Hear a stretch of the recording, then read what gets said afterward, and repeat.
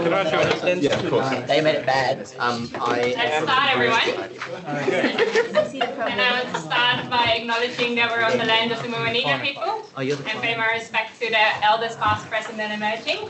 I think it's especially important, given that we're here to chat about leadership, that we acknowledge where we are, what we stand for, and this is one of the things that is important to me, or learns that is important, that should be important to me since I moved here from the Netherlands. Yeah, so have your laptop, have your work bag with you. I'm not going to talk that much. It's like you're going to do shit. So I'm Nikki, my pronouns are she, her, and until a week ago, I used to be the president of the Salsa Dance Society. I also founded several other organizations, including the Pride Society, and I've recently been announced I'm now the Volunteer of the Year of Tasmania, which is a bit strange. The clapping. Yeah, and apparently what I am is that I'm really organized, which is true. I'm like very organized, and I create inclusive environments. So now you know who's in front of you, this is the time where you're going to chat to the person next to you and introduce yourself. So I'll give you 3 minutes to just chat to the person next to you, say your name, your pronouns, what close society you're from, and maybe one thing you want to get out of this hour. Let's go. Nice to meet everyone. Now you know the stranger sitting next to you. That's what I found. And the reason that I do this, hey everyone, just go in, sit next to someone you don't know yet.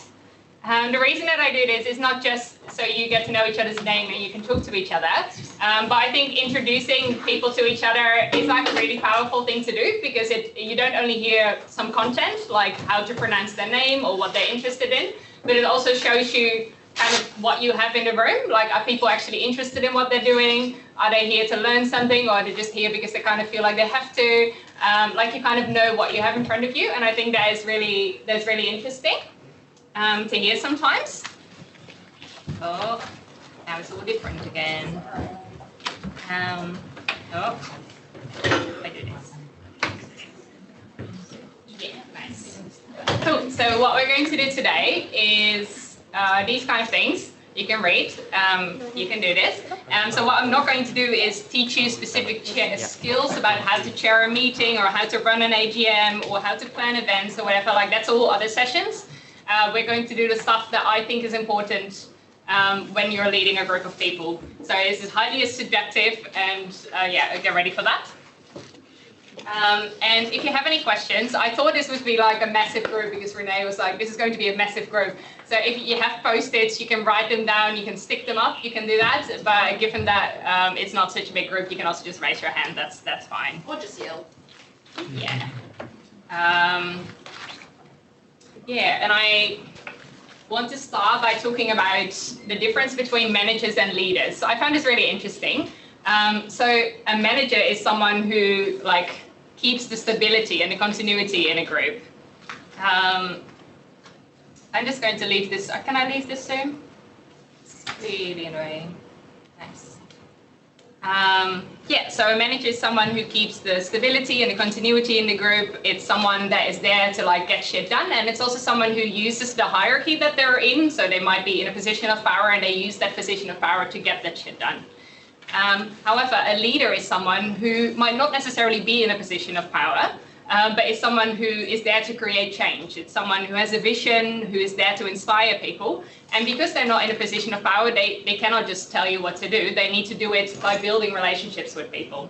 So building relationship is I think a very important part of leadership, because that's how you get volunteers to do things, right? You can't just say, I'm paying you, so you have to do it. Like, you need to get other resources to get things done. And I think that as a president, you need to be both a manager and a leader, but you need to recognize that they're different. So you need to be that person that is the stability in the group, that pokes people to get things done, that makes sure that there is continuity, but you also need to have a vision. You need to inspire people. You need to create change and do something about that. And we're going to start with that. So the first thing we're going to do today is determine what is important to you. If you go to page 65 of your worksheet, you will see a big list of values. And I'm going to give you 3 minutes to read through those values and to decide on two key values. And the reason that it's 2 is because I think if it's more, you're not really actually going to do it that much. And if it's less, then you probably haven't thought that much about it. So have a think about like which values are really present in all the decisions that you're making. Which values, like if someone makes it a really important life decision and the value is not there, it kind of makes you feel a little bit uncomfortable. And you might think, oh, sometimes they come like a bit in clusters. So for example, for me, I care about fairness and inclusivity and diversity and equity and blah, blah, blah. And they all kind of hang together. So I just try to find what is most central to that I care about. So yeah, let's take 3 minutes and write those 2 key values down.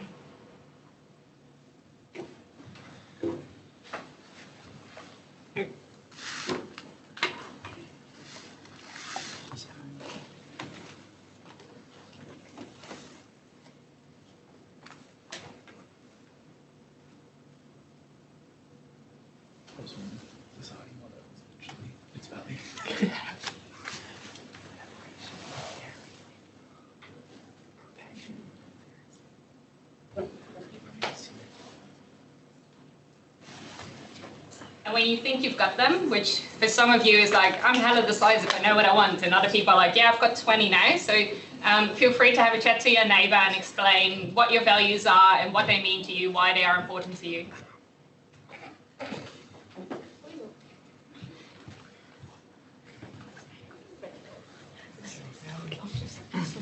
I chose 2 that were stick together, knowledge and leadership.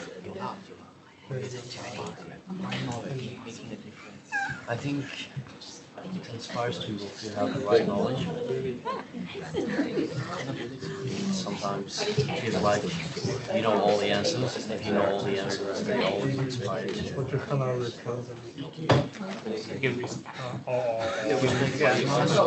Because you're right. True. And also when you're making any decisions, it's good to know all the information and then make a decision. Oh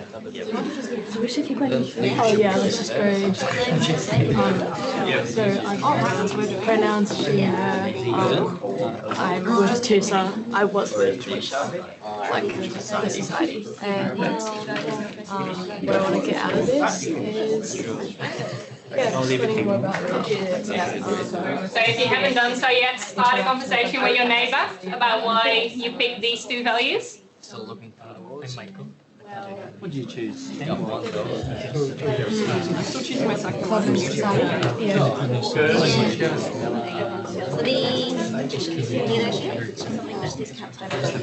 What's your position?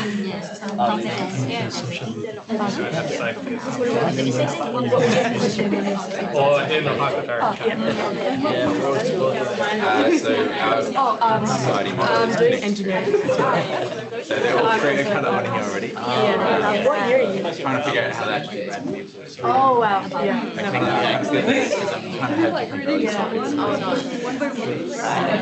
So the idea is really picking those that are core to you as a person rather than to your society. Because you have to I read like 4 and then I was like, I'm going to leave that. Then I picked Oh wait, Mendy, so what? Psychology.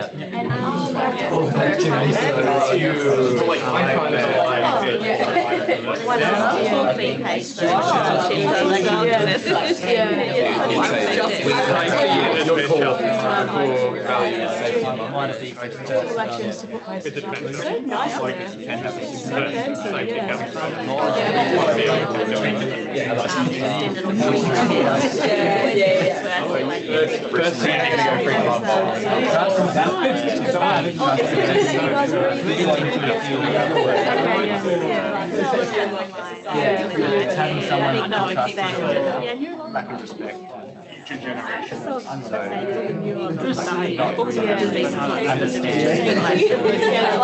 Next to each other. Yeah, exactly. Yeah, no, that's so true.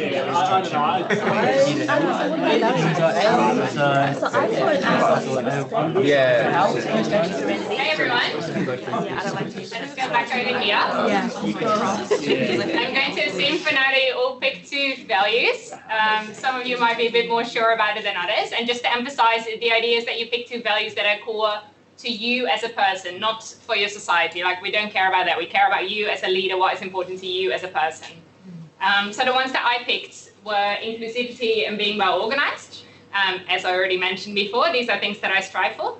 And what that means to me is that for the inclusivity is that I try to create, in my leadership style, I try to create an environment in which lots of different diverse people feel welcome and included and safe. And I've done this by specifying more specific goals. So that is, for example, I want to be gender neutral in as much as I can. I want to care about people's mental health. I want to include people who are neurodiverse and have disabilities and so on. And then I translated this to different projects. So these are things that the Salsa Society has done in the last year that sort of address these things and that like are means to address these kind of things.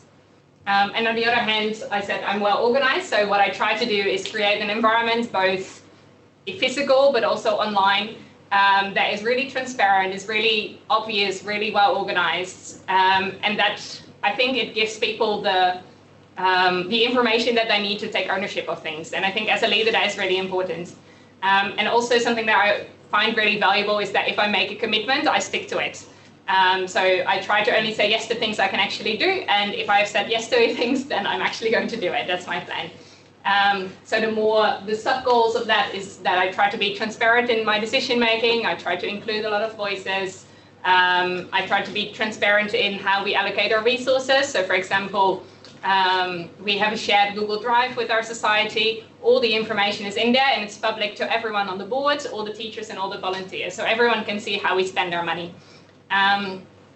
Also, the way that I try to organize things, I don't try to organize in this is just for this event, but with everything that I organize, I try to organize it in a way that it can be reused in the future. So for example, we have templates for how we keep our minutes. We have templates for how we make our class preparation and so on. So it just can be reused all over and over again. And then these are the projects that I set up with other people over the past few years to get that done. So if you go in your workbook, the next sheet, you now have your 2 values, put them at the top, and write down what that as a leadership style means, what kind of sub-goals you have within that. Because for example, if you say, I care about freedom, that means lots of different things to different people, and what kind of goals link to that, what kind of projects link to that. So let's fill this in, but then how it works for you.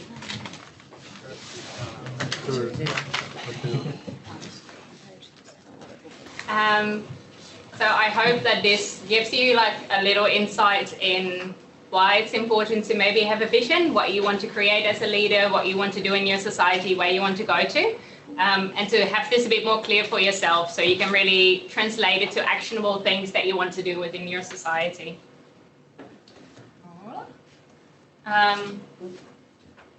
Now I know that I said that inclusivity and diversity was like my value, but I'm just going to push it on you like a little bit. So I think often when people talk about inclusivity, they think about it as like, this is the right thing to do. We have to do this because it's the nice thing to do to include people, right? And I just want to give a different perspective on that. So we try to be really inclusive. We have a lot of initiatives that make people of diverse backgrounds feel welcome in our society. And this has massively paid off. Like people spend more money because this is the only place where they feel welcome. People are willing to volunteer like a lot. So for example, we give free classes to whoever can't afford it, no questions asked. And those people that take up those free classes, those dance classes, turn out to be like the best volunteers ever. They are so committed to the community that we make together. One of them even offered a place to stay when one of our teachers was homeless. Like that's the amount that, like what inclusivity does in a society, I think.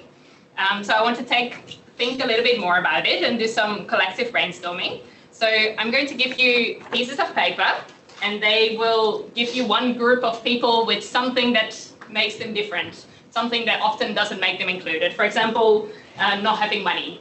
And around that are different ways of not having money. So it can be you're food insecure, you're homeless, you actually have quite a bit of money, but just less than all your friends, so you feel a bit awkward about it. Like it's just different versions of not having money. And what I would like you to do is to write down together on this piece of paper what kind of projects or initiatives or things you can do in your society to make this specific group feel more welcome in your society. So we have someone without any money, people of different ages, so young students, but maybe people in their 40s or people in their 80s, people with disabilities, so not just persons who are in a wheelchair, but also people who might be deaf or neurodiverse or like in other ways. Here you have neurodiversity, so people with ADHD, anxiety, autism, people of different sexual identities. What about the lonely, closeted gay guy? People who care for their family or their friends. People who speak different languages, so maybe less English. People of color.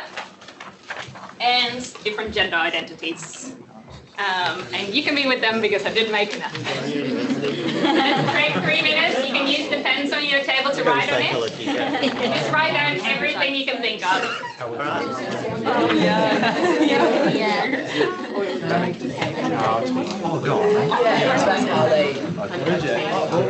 When there are examples of projects, programs. Yeah, flexible tracking and things where you and maybe like how it's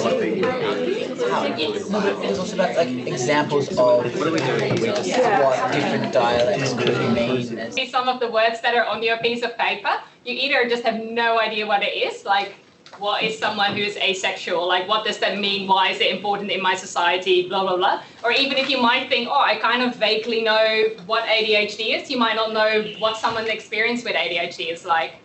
Yeah, so educating yourself on how this is all different, how like within one label, there are so many different subcategories of people and they all might need different things to feel welcome. Yeah, so I would say when you go home tonight, like just Google one of them, just say, hey, how can I make people without money feel more welcome in my organization? Or what is neurodiversity? How does that work? Like if there's something on here which you think I have no idea what it means, please educate yourself. I think that's the first step. So here are some examples of things that we do in our society. So for example, I'm part of the Salsa Dance Society, so we know that sexual harassment is something that happens in our space, and it also happens in your space, by the way. So what we do is we train our teachers on what sexual harassment is and how they can recognize it. We have a care team, so those are people that are available at every event and that you can just go and chat to. And for example, we organized Wear a Teal Tuesdays, so that's an initiative of the Sexual Assault Support Services. And in April, on every Tuesday, you can all wear teal, and we kind of just tacked along to that and used it as an awareness-raising campaign. So I think these are simple initiatives on how you can mostly women make a bit more feel a bit more comfortable in your society. Another example, what I already said, is that we try to include people who don't have a lot of money. So for example, what we do is we give free classes to all our volunteers. So volunteering on average costs $4 an hour. We know that volunteering is an investment, so we give people financial something in return for that. Also, every block of classes, we give classes away to people for free, just because we know some people might need that. And if we have a bigger event, we have sort of a tiered ticketing system. So if you're rich, you pay a bit more, and if you're hella poor, you can still join. We don't ask any questions, and the result of this, I see in your head now thinking, oh yeah, but then we're going to lose a lot of money. We're a small society, we don't have that money. But actually you make more money if you do this. It turns out rich people are more than happy to pay a bit more for your fancy event. There are actually not that many people who say, I'm completely broke, but I would still like to join. And if they say that, they're probably really like you want them in your society because they're amazing. So these are some small initiatives that you can do in your society as well. And I think it will just like create a different environment in your society as well. Can I just add something to that? So just remember that you have access to grants to help you with this stuff as well. Okay? Yeah. You don't just have to rely on people donating money. I mean, it's good, obviously, if people have got that investment in your club or society. But if you can put forward, a strong grant application, that we will financially support you. We spend hundreds of thousands of dollars supporting your clubs and societies. Let us know. If you need help, let us know. Yeah. And if you say, we notice some closeted gay people in our society, we would really like to help them by buying some flags, like they're definitely going to give you money. Like inclusivity is like, it's a good way to get money. It's like really high on our yes, list. it's high on the list there. Yeah. Yep. Who's the equity president? It's Veda. So Veda here. Wait, Veda, can you stand up so everyone can see you? So Vada's job on the State Council, and she's a representative of the University of Tasmania students in the equity space. Okay, so if you want to learn, talk, ask anything, Vada's a gal. Come to me. Yeah, or us, obviously, or you go to the Pride Society, or anyone really. We will, get up and help you. Yeah. Yep. Nice. So let's all do that. Yeah. Not just because it's the right thing to do, but also because it will benefit you. Cool. So this was all talking about a leader, creating a vision, inspiring people. But now let's go to volunteer management. So, I think all of our societies are volunteer run.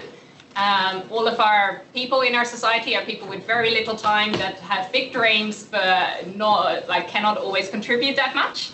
I think it's really valuable to think a little bit about what can you give people in return for helping you. This is not just, you get a great experience, you get exposure as a photographer, those nonsense things. But think about what are actual things that people want that you can give them.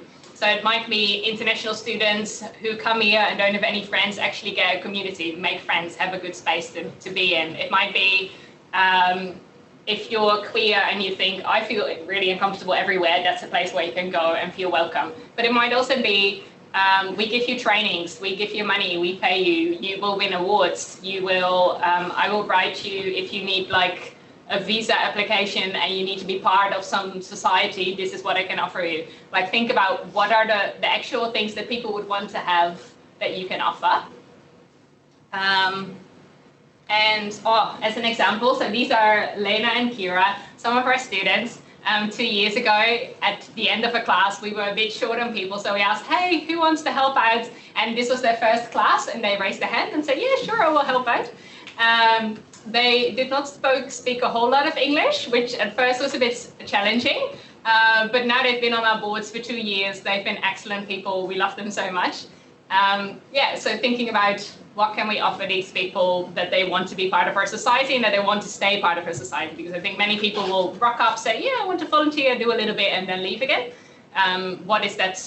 What do people need? Yeah. Ask your people as well. What do you need? Yeah. Don't assume. And then when you've done that, let's think a little bit about how you can structure your volunteers. So what are the things that need to be done? Who would be good for that? Do you have enough people to get all of that stuff done? Or is it just 80% is going to fall on you?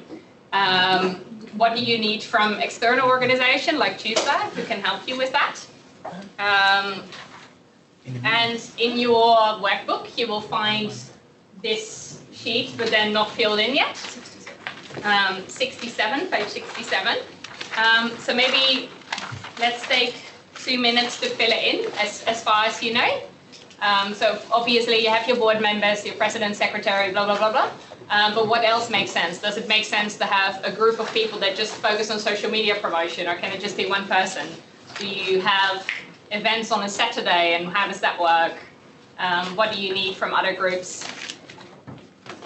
Take some time to fill it in your worksheet. That you have 3 people who actually do stuff in your society and all the other people don't really do anything, and how is that going to work? We'll get to that later.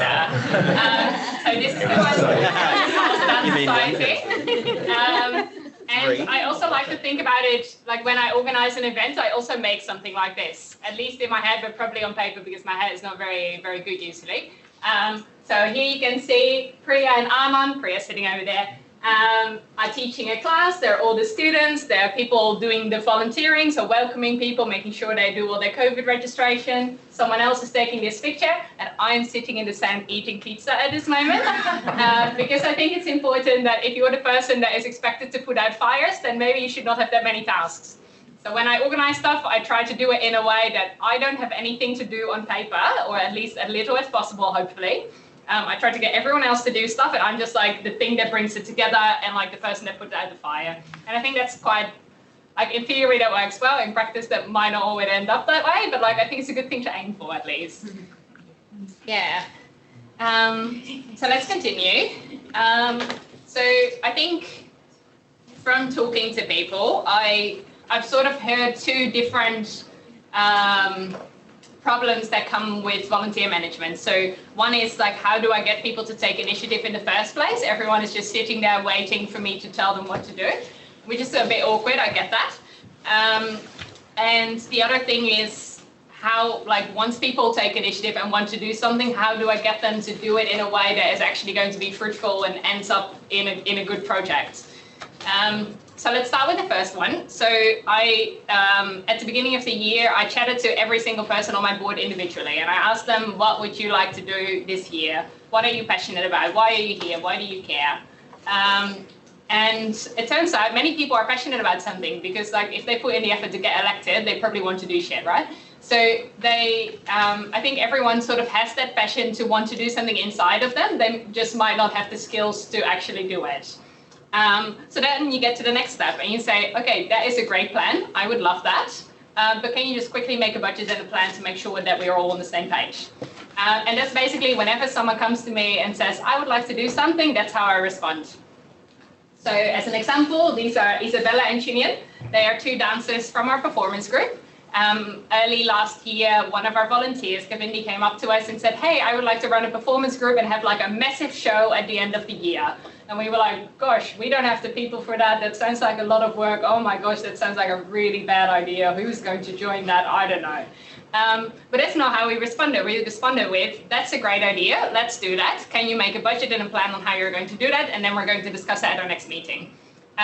Most of the time, they might not end up actually doing that, which is great. Then you know what you're at.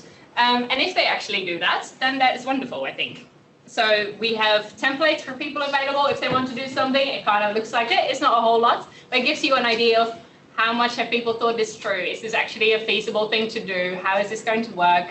And all of this, so not just the template, but all the other budgets that we've ever made are all in our share of Google Drive, so people can look at that, find out how it works, and having that all transparent and available and so on, I think really helps people like set up the projects that they really want to do. Can I also add something to that? With TUSA, if you have an idea that you want to get action on, put together a budget and a plan to come to us. We'll totally get behind your energy. But if you want to do it, you've got to pull it all together to present to us. Where we don't have the time or the manpower to do it ourselves for everybody. We've got 150 clubs and societies, plus state council, plus all the other things that we do. So like Nikki's just been saying, if you want to get something off the ground and you need extra support, hi, we'll help. Nice. Greg? This layout, can we get access to that? Yeah, sure. Send me an email. Okay. Yeah. We also have budget templates on the... Nikki's are better. Should people hear that? There are also Yeah, so there is a budget template and basically an everything template available from TUSA. Yeah, But I think it's worth putting some time and effort into creating a template that works well for your society. For example, teachers and DJs is not something that all of you need, but like it is something that we need. So just, yeah, have that. Also, if you go to the Treasurer training in your workbook, there are links, there are references to where you can get things as well. So that we have provided that there. Yeah, nice. Although it's not as good as yours, apparently. Yeah. Then the next problem that I have heard many people struggle with is find people to take over next year. So you might have 1 year where loads of people are interested. It's this close group of friends. It's fantastic. It's going so well. And then they graduate and then it all doesn't go that well anymore, right? I think that's a very common problem, and it's maybe the main problem why societies die in the end. So here are things that we do that have helped for us. So the first thing is whenever you see someone that you think might be good, rope them in immediately. It doesn't matter if they're not officially on the board, if they haven't been elected, whatever. Like if you think someone might be really good, just get them in immediately. Ask them, hey, do you want to try out, come to an open day and be a volunteer? Do you want to attend our board meetings? You don't have a vote because you're not officially on there, but you can totally sit in and have your say. Like try people out. So as an example, the first tall guy is Dan. We met him at a party. He just moved to Hobart. We had never met him before. He was just such an amazing energy, like dancing with everyone, all the beginners. He was just so lovely. So we asked him, hey, do you want to be a teacher at our school? Come to our teacher training next week. Oh, by the way, there's a board meeting the week after. Do you want to come? And now he's just in. And that just worked. Also, there's Tori. Tori is like a really enthusiastic student of ours. Like they came in and immediately started taking all the classes. And then we're just like, hey, do you want to come to the open day? We need an extra person. Like we just try people out casually. And if we think, yeah, you might be really good, then get them in immediately. Especially if you have first years coming to your events, get them in, because I think a current problem is too that all the people like on the board keep getting a bit older and they become alumni and PhD students, and then like in the end that is not sustainable either. So try to focus on getting in some first years each year. But also I think the PhD students and the alumni are quite valuable. For example, they don't have exams, so like they are available to do shit when you're not. Also, they might have a bit more money and a bit more flexibility in that way, which is nice too sometimes. Yeah, so yeah, get people in whenever you think someone might be good. If someone offers the help, always say yes, just do it, especially if you're a smaller society. I think that's how we've been like getting 40 people at our AGM and 20 people raising their hands for board positions. Like, yeah, it's been going quite well. But there's something else that is going on in the background, and that is planning your AGM. So we have done this very, very carefully. It's crafted carefully. So we plan really on time when our AGM is, so it's clear for everyone, which is probably in October or November for all of you. Then 2 weeks before that, you need to send out all the documents. So that means they need to be ready. 5 weeks before that, you need to start promoting it, chatting to people. But to be honest, already just like before that, whenever we see someone and think, you might be good for secretary, I just, chat to them every 2 weeks and see how they're going. And then 10 weeks later, they're like really enthusiastic about it. So let's plan this together right now and here. Like have a think. So here's the academic calendar. Have a think, when does it make sense for your society to have your next AGM? I know this is a year away, but like it makes sense to do that now, I think. You are the person that should organize that. So let's do that. Have a think about roughly when your AGM is. Yes. Yeah, page 7 is your academic calendar. Like what is a good time to do your AGM? I would say during this period, maybe not, because that's when people are stressing out. So what we did is our AGM right at the end of exams, so everyone is done with the exams, but also is still in the country or in this part of the island, because half of December everyone is probably gone. So I think, yeah, those mid-November weeks might be the good weeks to do it, or otherwise well before the exams if you can. Yeah. Do you have issues? We just had our AGM last week, and we had issues of students already going back to the mainland that would normally would love to be at the AGM, but all of a sudden they've gone to the mainland. Like they've still attended on Zoom, but yeah, we can't. Like they were less willing to be involved just because they weren't there in person. Yeah. So then maybe depending on if that's the case, if you think a lot, like our society is a lot of international students, so they can't really go anywhere anyway. So for us, that wasn't really a problem. If that is a problem, then maybe doing it a bit earlier or doing it like well before the exam stress starts might be better. And remember when we were talking about your AGMs, if you change it in your constitution, there are some societies like the Bushwalking Club that don't do theirs until the beginning of semester because they know everybody's in town. And if you're not able to get here, then you just have to be on Zoom anyway. Yeah. So you might want to consider if the October-November time just does not work, then you can shift it to other parts of the year. You just need to put it in your constitution and give that to us. Yeah. The reason why, for example, we don't do that is because we know over the summer doesn't happen that much.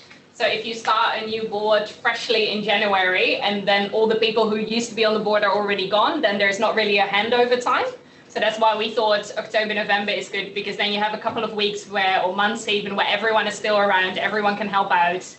And it just feels a bit more relaxed, I think. Yeah.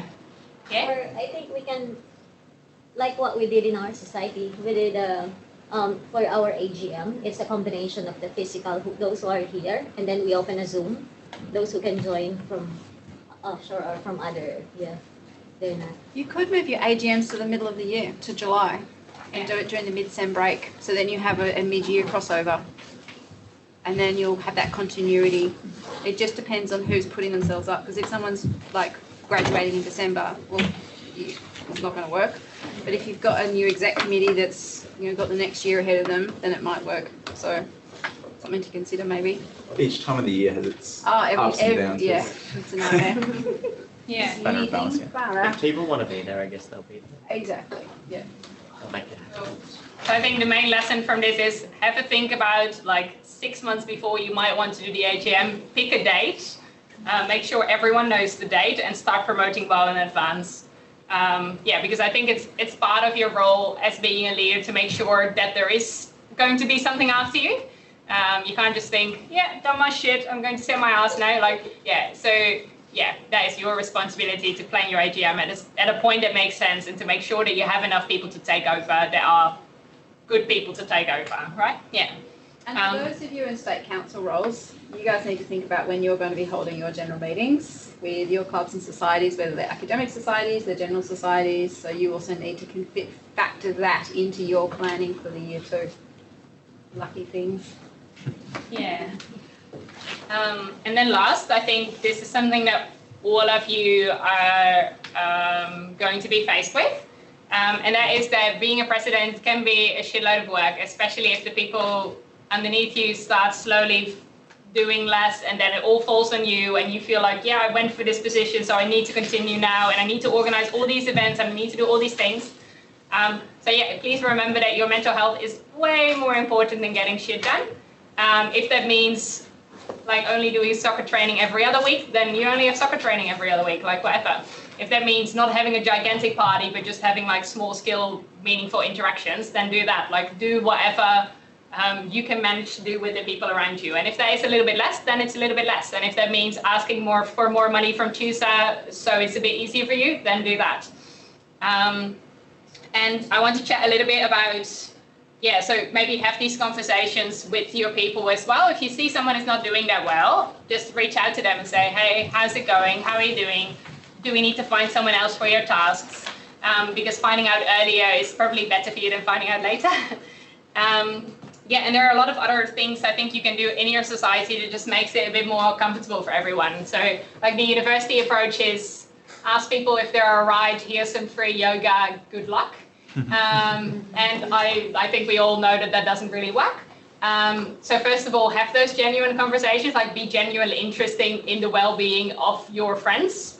I don't think I should have to say this, but like, yeah, do that. Also, always plan backup people. So just like if you think we have a big party, I think we need 3 volunteers, like just plan 5 just to be sure, because one of them is going to be ill and the other one is going to be useful, and then you have 3 volunteers. Also, if you know a really busy period is coming up, like your exams, then just don't do stuff. Like people are busy with something else, don't do the things. Or like ask your PhD students to take over during that time because the students are busy, something like that. And last, again, what I've been trying to do is plan it in a way that other people will do all the stuff and I'm just there to put out fires. There will be lots of fires. It will be great fun for you. No worry that you're not doing enough. But I think that's a good thing to aim for. And also a great thing you're probably going to feel at, and so did I. But yeah, yeah, so please keep that in mind. Yeah, are there any questions about all of this? Yeah. We're talking about in the last session about the sexual assault training. Is there a possibility of TUSA doing something similar with mental health? Yep, yeah. That would be me. That was going to be my question at the end of this session. If anyone for their club or society wants SAS training, and if anyone wants mental health first aid training, please come and give me your name so that when I do organise it, then I can make sure that you and or specific members of your club and society have access to it. Yeah, so the mental health first aid trainings, I've done one. It was a whole day. I thought, oh, a whole day, that's a lot. But it was super valuable. Like I now recognize when people are getting depressed around me. I recognize, I know how to have conversations about if I think, oh, that person might be thinking about suicide rather than freaking out. I now know how to have that conversation. Like there's so many valuable skills that you will learn in that training, and I think everyone should do it. Also, if you're not in a leadership position, just because you're a person and you have friends that you care about, you should do that training. Yeah. Humans need to do this. Human needs to do the training. Yeah. And just on that, is it appropriate for like clubs and societies to organise like a Speak Up, Stay Chatty sort of visit for their members and for their community more than just the committee, like more than just training, more of it like a general event where like you have a guest speaker comes in or something like that? Is that appropriate, and is there funding from TUSA available for that? Yeah, TUSA would probably love that because you're helping them organize the events that they want to do. Yeah, and I'm sure many other people here would be interested in too, so maybe you can make it as a collaboration between different societies. Yep. Yeah, and then they would love it even more and they will give you more money. Yeah.